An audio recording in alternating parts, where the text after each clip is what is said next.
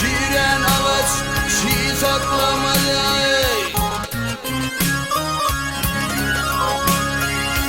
Çiğren ağaç çiğ saklamalı.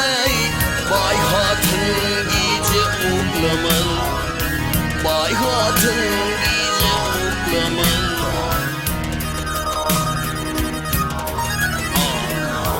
Nar geplemek gerçeklamalı. Evliya şeref olmalı. Evliya şeref olmalı. Olmalı, ay olmalı.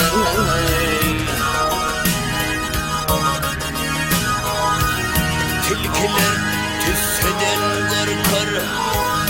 Demirler uzsadan korkar.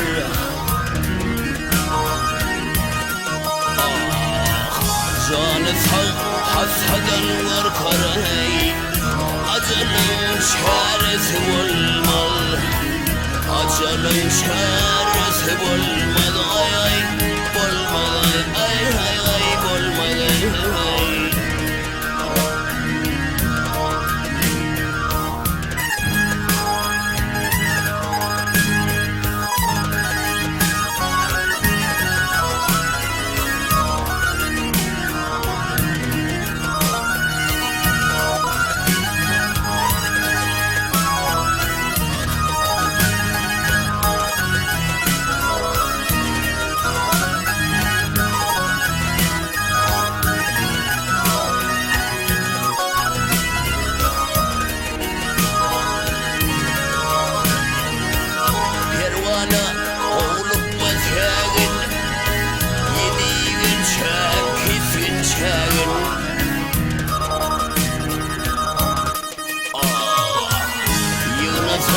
Dünya kitabını Burhani sırrısı olmalı.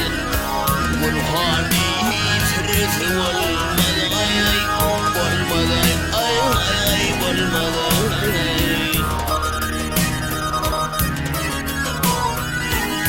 Cemletin dünya kitabını Burhani